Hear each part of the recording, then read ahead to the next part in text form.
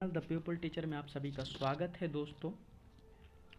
तो आज हम एक ऐसा इंटरेस्टिंग सा टॉपिक जो है वो पढ़ने वाले हैं, क्योंकि सीटेट का एग्ज़ाम भी नज़दीक आ गया है। और हम बात करेंगे आज बाल विकास का अर्थ, मतलब बाल विकास पढ़ेंगे। तो बाल विकास का अर्थ जो है, अगर हम बात करें बाल विकास की, तो अगर बाल की बात समझें तो बालक मतलब बालक जो है उसे कहते हैं जो 0 से 18 वर्ष की उम्र पूरी कर चुका हो, या फिर उससे कम 18 वर्ष से कम की आयु का जो बच्चा होगा वो बालक कहलाएगा। और हम जब बात करेंगे किसकी, जब हम बात करेंगे विकास की, जब हम बात करते हैं किसकी, विकास की, जब हम विकास की बात करेंगे तो विकास का मतलब कुछ ना होता है, केवल और केवल अगर हम जाने समझें तो बालक का विकास का मतलब क्या होता है, परिवर्तन। क्या होता है, परिवर्तन। क्या होता है, परिवर्तन करना। ठीक है। अब यहाँ पे अगर हम परिवर्तन की बात करें हैं तो परिवर्तन कैसा भी हो सकता है। अगर हम परिवर्तन की बात करें तो परिवर्तन जो हमारा होगा, परिवर्तन जो हमारा होगा, तो परिवर्तन दोनों तरफ होता है, या नेगेटिव होता है और पॉजिटिव भी होता है। तो विकास कैसा भी हो, ठीक, तो विकास की बात अगर हम करें तो यहाँ पे परिमार्जन बोल सकते हो, या फिर जैसे कि एक परिभाषा लिखी हुई है कि परिपक्वता की ओर परिवर्तनों का प्रगतिशील क्रम विकास कहलाता है। तो जैसे ये हरलाख महोदया हैं, जो इन्होंने बोला है कि परिपक्वता की ओर प्रगतिशील या परिपक्वता की ओर परिवर्तनों का प्रगतिशील क्रम विकास कहलाता है। मतलब मेच्योरिटी हो और एक लक्ष्य हो, मतलब परिवर्तनों का एक प्रगतिशील क्रम होना चाहिए, जो विकास कहलाता है। समझ में आया। तो अगर हम बात करें कि बाल विकास क्या है, बालक का मतलब वो होता है जो 0 से 18 वर्ष की आयु का कम का हो, जो 18 वर्ष की आयु से कम का हो, उसे हम क्या बोलेंगे, बालक बोलेंगे। अगर हम बात करें विकास की, तो विकास का मतलब कुछ ना होकर एक परिवर्तन होता है, एक परिवर्तन होता है। तो विकास का शाब्दिक अर्थ अगर बाल विकास के संदर्भ में पढ़ते हैं तो विकास का मतलब कुछ ना होकर एक बदलाव होता है, परिवर्तन होता है। तो हम इसके डोमेन के बारे में पढ़ेंगे। तो बाल विकास के जो एस्पेक्ट होते हैं या फिर डोमेन होते हैं, कितने प्रकार के होते हैं, उनके बारे में बात करेंगे। तो अगर हम बात करते हैं कि जैसे कि अगर हम बात करें कि जो शारीरिक विकास, अगर हम इसकी बात करें डोमेन की, सबसे पहले क्या आएगा, शारीरिक विकास या फिजिकल चेंजेस होंगे। ठीक है। संवेगात्मक विकास या इमोशनल चेंजेस होंगे। एक होता है मानसिक विकास, एक होता है मानसिक विकास। ठीक है। तो मानसिक विकास की बात करेंगे बच्चों। और अगर हम बात करें, एक होता है सामाजिक विकास। ठीक है। तो 4 विकास होते हैं हमारा, या फिर 4 परिवर्तन हो सकते हैं बाल विकास में। तो पहला शारीरिक विकास, दूसरा मानसिक विकास, तीसरा सामाजिक विकास, और चौथा जो है हमारा संवेगात्मक विकास। तो मानसिक विकास को ही हम क्या बोलते हैं, मानसिक विकास को ही हम क्या बोलते हैं, संज्ञानात्मक विकास। तो अगर हम बात करें कि विकास के एस्पेक्ट 4 होते हैं, शारीरिक, मानसिक, सामाजिक और संवेगात्मक।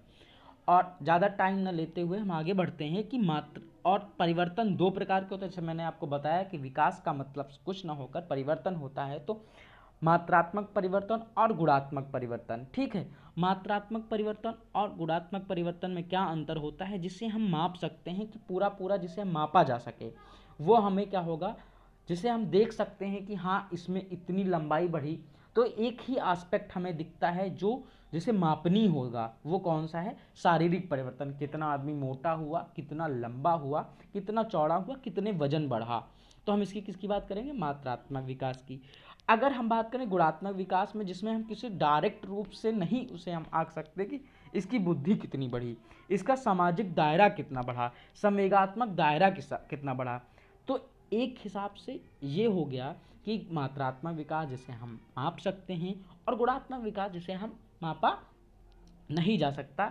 इसके अंदर 3 आएंगे, ऊपर वाले में शारीरिक आएगा। ठीक है। मात्रात्मक विकास, और अगर हम बात करें किसकी मात्रात्मक विकास की और गुणात्मक विकास की। ठीक है। दो की हम अगर हम बात करें हैं, मात्रात्मक विकास और गुणात्मक विकास की। और हम सभी के बारे में एक बार और समझ लेते हैं। सबसे पहले हम बात करेंगे किसकी, शारीरिक विकास। बालक के 0 से 18 वर्ष की उम्र में जो भी परिवर्तन शरीर से संबंधित होते हैं, ये शरीर से संबंधित होते हैं, वो सारे किस में आएंगे, शारीरिक विकास में आएंगे। जैसे उसका 6 महीने में इतने किलो वजन बढ़ा, इतनी हाइट बढ़ी, तो इससे किस में आएगा, सारा का सारा किस में आएगा हमारा, ये हमारा आएगा शारीरिक विकास में आएगा। ठीक है। और अगर हम बात करें किसकी, मानसिक विकास की, तो मानसिक विकास में जैसे क्या होता है, बालक का मानसिक विकास कितना उसका डेवलप हुआ, तो ये जो भी मानसिक या संज्ञानात्मक विकास में जो भी परिवर्तन आएगा वो हमारा किस में काउंट होगा, वो हमारा होगा मानसिक विकास में होगा। ठीक है, मानसिक विकास में होगा। अब बात करेंगे किसकी, सामाजिक विकास में। बालक का जो विकास है वो कितना, उसका सामाजिक दायरा कितना बढ़ा, उस समाज में अपने आप को कैसे वो एडजस्ट करा, ये हम सारा का सारा किस में करेंगे, सामाजिक विकास में करेंगे।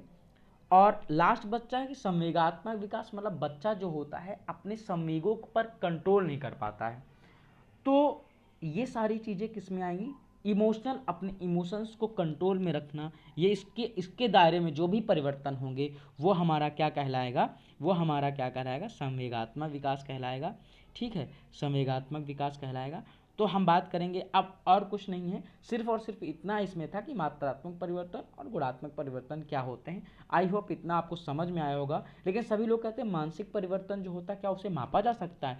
आईक्यू कोई मापन विधि नहीं है, सिर्फ एक प्रकार का क्या है, कोई मापन नहीं है, ये बच्चों को विभाजित करने का एक मात्र क्या है, एक मात्र साधन है, या कह सकते हैं यंत्र है कि बच्चे कैटेगराइज करना, उनकी आईक्यू लेवल के आधार पर उनको बांटना। हालांकि सीटेट कभी भी किसी को नामांकित करने के लिए, किसी को श्रेणीबद्ध करने के लिए कभी नहीं कहेगा।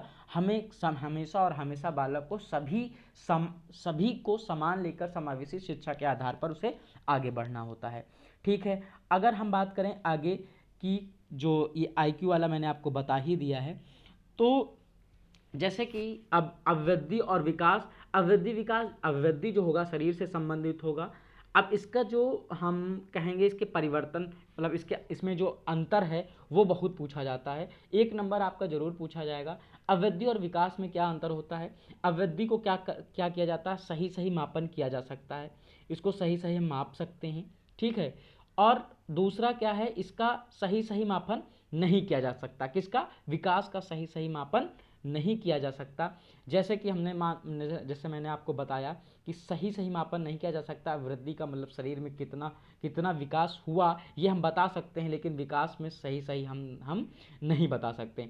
अगर हम बात करें किसकी, बाह्य जो अवृद्धि होती है बाह्य प्रक्रिया होती है, और ये आंतरिक और बाह्य दोनों होती है शरीर। और अगर हम बात करें कि यह निश्चित आयु तक ही होती है, एक समय पर हमारी हाइट बढ़ना बंद हो जाती है, यह हमारा क्या होता है, एक हिसाब से देखा जाए शारीरिक विकास के अंतर्गत आता है। जो अवृद्धि है एक निश्चित आयु तक बंद हो जाएगी, लेकिन विकास जो है, बच्चा सीखना जो है जीवन पर्यंत चलता रहता है। सीखना क्या होता है, जीवन पर्यंत चलता रहता है, लेकिन जो ये अवृद्धि है एक निश्चित आयु तक हमारी क्या हो जाती है, बढ़ना बंद हो जाती हैं। इसका शरीर का अपना कोई लक्ष्य नहीं होता है, लेकिन जो विकास होता है इसका एक लक्ष्य होता है कि हाँ हम ये कार्य इसलिए कर रहे हैं। तो लक्ष्योन्मुखी प्रक्रिया होती है, इसकी कोई एक दिशा नहीं होती है, कोई एक निश्चित दिशा नहीं होती है। और क्रम एवं दिशा दोनों होती है, विकास में क्रम और दिशा दोनों होती है। तो आज के सेशन में हमने आज बाल विकास का अर्थ पढ़ा, उसके टाइप पढ़े। तो आज के लिए बस इतना ही। अगर आपको ये आपके सुझाव कमेंट में ज़रूर मैं देखूंगा। अगर आप इसमें कुछ आपको संशोधन की बात होती है तो आप ज़रूर मुझे बताइएगा आपको ये वीडियो कैसा लगा। ठीक है, तो आज के लिए बस इतना ही। Thank you.